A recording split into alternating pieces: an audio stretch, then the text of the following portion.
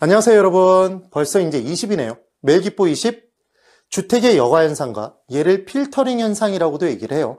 그래서 상향여가, 하향여가, 그리고 고수층의 주거지역과 저수층의 주거지역으로 분리되는 주거분리, 그리고 정보가치의 계산 문제. 우리가 정보가치가 뭐라는 건 알았는데 확불 원정되잖아요. 확실해서 불확실성하의 현재가치를 뺀 것이라고 얘기를 했는데 이 계산 문제가 시험에 굉장히 잘 나옵니다. 그 계산 문제를 빠르게 푸는 방법, 키워드를 가지고 정리하는 계산 문제 푸는 방법을 설명드리기 위해서 자리를 마련했어요. 자, 이제 1번부터 볼게요. 주택의 여가과정 이론과 주거분리에 관한 설명으로 틀린 것을 골라보랍니다.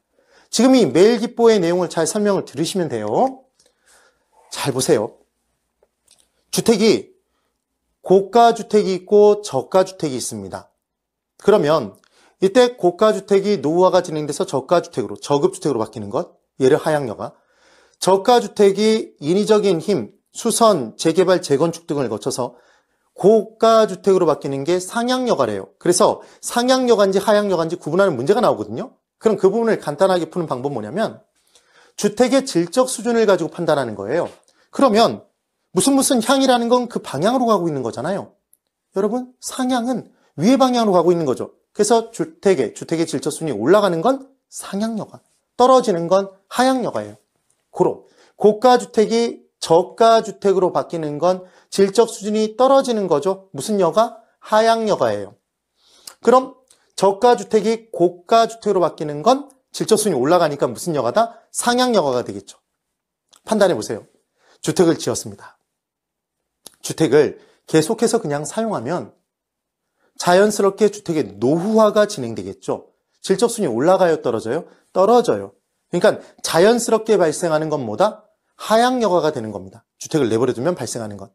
그럼 주택의 질적 수준이 전부 다 올라가기 위해서는 인위적인 힘이 반드시 가미가 돼야 되나요? 수선, 재개발, 재건축 등의 인위적인 힘이 가미돼야 저가주택이 헐리고 고가주택으로 바뀌겠죠. 이게 뭐다? 상향여가가 될 거예요. 되셔야 돼요. 그러면 시장에서 신규 주택이 새롭게 만들어지면 고소득층이 고가주택 살던 곳에 노후화가 진행되니까 신규주택으로 옮겨가겠죠. 그럼 이 고가주택이 빌 겁니다. 집이 비는 걸 빌 공짜, 집 가짜, 공가가 발생하죠. 공가현상. 그럼 누가 밀고 들어가 살아요? 저수층이 밀고 들어가 살겠죠. 되셨나요? 그럼 저소득층이 살던 주택에는 이제 누가 물려받아 사용하겠다? 급빈층이 물려받아 사용할 겁니다. 그리하여 공가의 연쇄작용이 이루어지면 주택의 하향여가 과정에 따라 저소층의 주거 안정을 도모할 수 있다. 이런 표현이 나오거든요. 되셨죠? 자, 이제 1번 풀어볼게요. 주택의 상향여가는 딱 얘를 보자마자 주택의 질적 수준이 올라가고 있네? 그럼 주택의 질적 수준이 올라가면 누가 이제 들어가 살까요? 고소득층이 들어가 살겠죠? 볼게요. 주택의 상향여가는 상위 소득계층이 사용하던 기존 주택이 하위 소득계층의 사용으로 전환되는 것. 그럼 하위 소득계층의 사용으로 전환됐다는 얘기는 질적 수준이 올라갔기 때문에 내려갔기 때문에 저소득층이 사용하겠죠. 그러니까 얘는 무슨 여가의 설명이다? 하향여가의 설명이잖아요. 그래서 1번이 틀린 정답이 되겠네요. 쉽죠, 여러분? 그 다음 2번. 주거분리의 개념을 설명드려볼게요. 이런 거예요. 우리 고급 아파트에 사는 사람이 있으면 웬만하면 임대 아파트가 옆 단지에 들어오는 걸 좋아하나요? 싫어하나요? 싫어하죠. 그래서 고소득층은 부의 외부 효과를 차단하고자 저소층과 같이 어울려 살아주지 않습니다. 그렇죠. 부의 외부 효과를 차단하기 위해. 그러면 정후 외부 효과를 추구하기 위해 지들끼리 몰려 사나요? 고소득층. 그래서 고소층의 주거지역이 형성됐어요. 그러면 저소득층은 드럽고 치사해서 난 고소득층 옆에 안 살아. 이게 아니라 고소층 옆에 살고 싶은데 애들이 붙여주지 않으니까 자기들끼리 또 몰려 살겠죠. 그럼 이제 저소층의 주거지역이 또 형성된 거예요. 그럼 지금 고소층의 주거지역과 저소층의 주거지역으로 주거지역이 분리되는 현상이 나타났나요? 얘는 주거분리죠. 그래서 주거분리가 발생한 이유는 부의 외부 효과의 차단과 정후 외부 효과를 추구하는 과정에서 나타난 거예요. 주의하실 건 지금의 이 설명을 뭐라고 얘기하냐면 직주분리라고 함정을 파요. 직주분리는 도심에 직장을 두고 도심에 주택을 두려고 봤더니 도심 한복판의 지가가 너무 높아서 비수익성 부동산인 주택을 둘 수가 없어요. 그래서 주택은 외곽으로 빠져나가는 거예요. 그래서 외곽부터 출퇴근합니다. 그러면 도심의 직장, 외곽의 주택, 직장과 주거가 분리되죠. 이게 직주분리예요. 얘는 주거분리고. 그래서 주거분리는 뭐 때문에 발생한다? 외부 효과 때문에. 그 얘기입니다. 그런데 당연히 고수층의 주거지역과 저소층의 주거지역으로 분리됐는데 얘 경계를 이루고 있는 곳은 있을 수 있을까요? 있을 수 있겠죠. 그럼 경계지역에서는 어느 정도 가치가 비슷해져요? 더 격차가 커져요? 비슷해져요. 그래서 실제로 군대를 갈 때, 뭐 여자분들은 또 이런 예를 들면 싫어할 수도 있겠지만 군대를 갈 때 성격이 굉장히 안 좋은 애가 군대를 가면 성격이 약간 좋아져서 나와요. 근데 성격이 정말 좋았던 애가 군대를 가면 성격이 약간 안 좋아져서 나와요.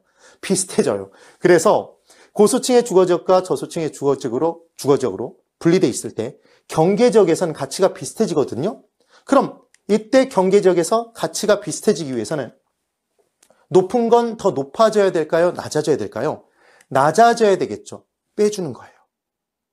그래서 마이너스는 부의 외부 효과, 정의 외부 효과, 부의 외부 효과죠.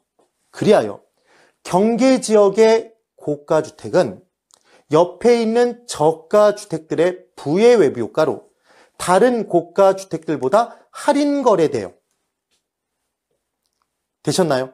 마이너스는 할인이잖아요. 얘가 부의 외부 효과, 할인 거래. 이게 중요한 포인트인 거죠.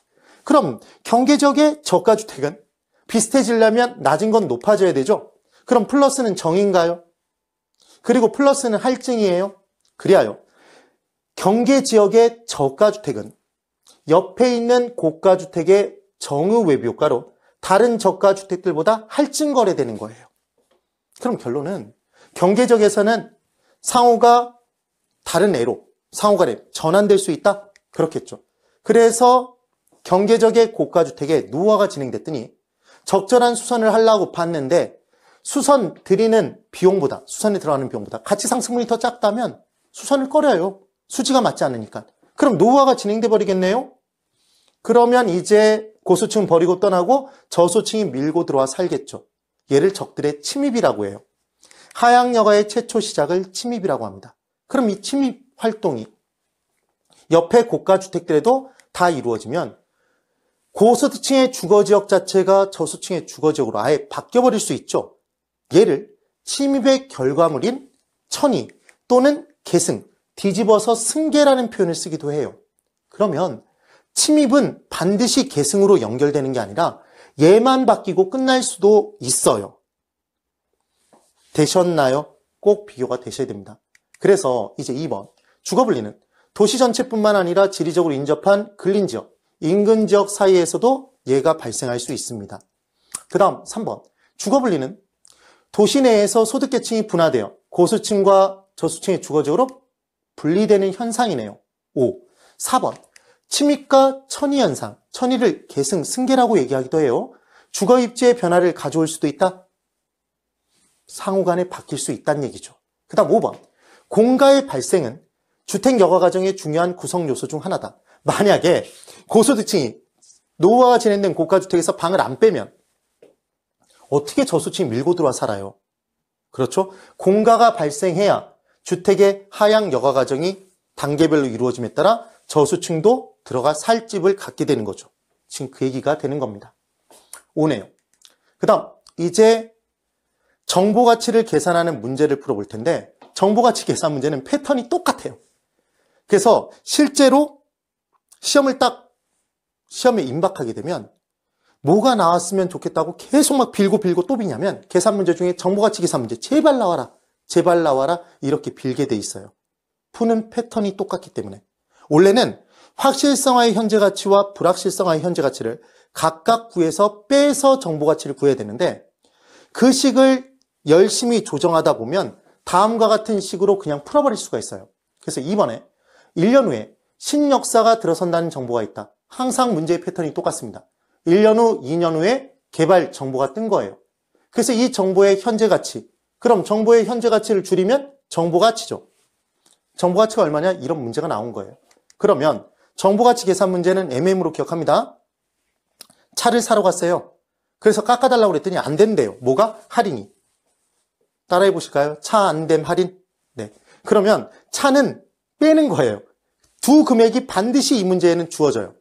개발이 되면 얼마, 개발되지 않으면 얼마 이렇게 준단 말이에요. 그 두 금액을 빼는 거예요. 그 다음 안 되면 안 될 확률을 구하는 겁니다. 항상 문제는 개발될 가능성, 들어설 가능성을 주게 돼 있어요. 그러면 1년 후에 신역사가 들어설 가능성이 40%라면 들어서지 않을 가능성은 얼마인가요, 여러분? 60%죠, 여러분. 그걸 곱해주는 거예요. 그리고 지금 나와 있는 건 1년 뒤 미래 가치이기 때문에 우리가 구하는 정보 가치는 정보의 현재 가치이므로 현재 가치로 할인해 줘야 돼요. 나중에 투자론 부분에서 할인의 개념이 뭔지를 설명드릴 거예요. 현재 가치로 고치는 걸 할인한다고 합니다. 그러면 이때 연 10%라고 얘기를 하면 얘는 처음 출발 100%에서 10%가 달라붙은 금액으로 판단한다는 얘기예요. 그럼 결국 얘를 현재 가치로 고칠 때는 110%로 나눠져야 현재 가치가 되는 거예요. 그럼 110%는 1.1이죠, 여러분. 1.1로 나눠주시면 되는 겁니다. 그때 연수 1년 후면 한 번만 나눠주면 되고 2년 뒤라면 1.1로 두 번을 나눠주시면 돼요. 그럼 이 내용대로 풀어버리면 어떻게 풀어버리면 되냐면 똑같은 개념으로 풀어버린 겁니다. 1년 후니까 한 번이네요.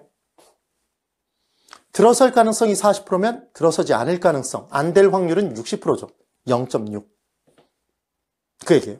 그 다음 이때 들어서는 경우에 8억 8천만 원, 들어서지 않으면 6억 6천이래요. 토지의 1년 후의 가치가. 그럼 이 두 금액을 뺄 때 절대로 빵빵빵을 다 자릿수를 두들기지 않아요.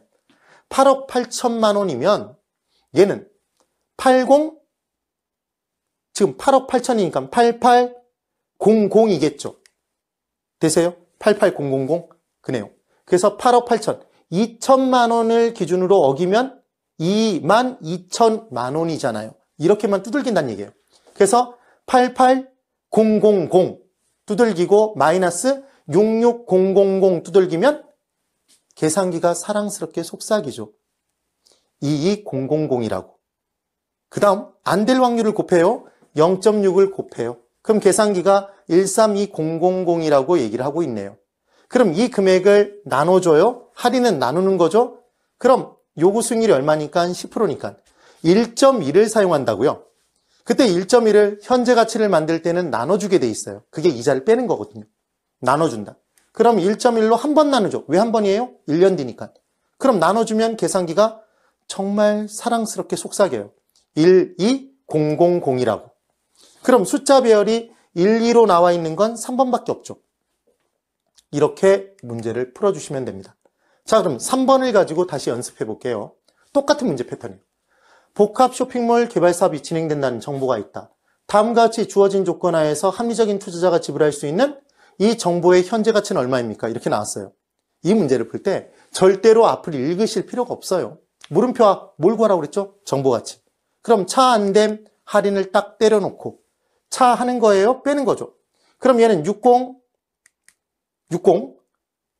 500 마이너스 30250을 해주면 얘가 30250이 나와요. 차를 한 거죠. 뺀 겁니다. 그 다음 곱하기 개발될 가능성이 50%면 개발되지 않을 가능성도 50%죠. 그래서 0.5를 곱해요. 그럼 곱해주면 얼마죠? 1호 125가 나오게 돼 있어요. 되셨나요? 이렇게 계산을 하는 거죠. 그래 놓고 이제 요구 수익률이 얼마니까? 10%니까 1.1. 그럼 요구 수익률이 5%라면 105% 1.05로 나누는 거예요. 7%면 1.07로 나눕니다. 그래서 요구 수익률이 10%면 1.1로 나눠요. 나누는데 몇 년 후의 가치니까 2년 뒤 금액이라고 돼 있으니까 두 번 나눠주시면 돼요. 1.1로. 그럼 계산기가 역시 사랑스럽게 속삭이게 돼 있습니다. 12500이라고. 이렇게 딱 문제를 풀어주시면 되는 거예요. 그럼 12500으로 나와 있는 건 숫자 배열이 5번밖에 없죠. 1억 2,500만 원이 되는 거예요. 그럼 만약에 이 정보를 정보의 경제적 가치가 1억 2,500만 원인 이 정보를 정보 비용 1억 2,500만 원을 지불해서 입수해야 된다면 정보 비용 지불한 이후에 최종적인 초과이 빵이 됨에 따라 이 정보에는 돈이 몰리지 않을 수 있다. 투기를 막을 수 있다. 할당이 효율적인 시장은 될 수 있네요. 꼭 정보가치 계산 문제 똑같은 패턴으로 기억해 두시는 거예요. 두 금액 구해서 10,000원을 두들기지 말고 60500 마이너스 30250 그래서 차이 했고 그래 놓고 안 될 확률 곱해주고 할인율이 5%면 1.05, 10%니까 1.1로 나눠주면 끝난다. 1년 뒤면 한 번 나누고 2년 뒤면 2번 나눠주면 답이 툭하니 튀어나오게 돼 있습니다. 되셨죠, 여러분? 네. 우리의 매일은 합격으로 반드시 돌아옵니다. 오늘 여기까지입니다, 여러분. 대단히 수고 많으셨습니다.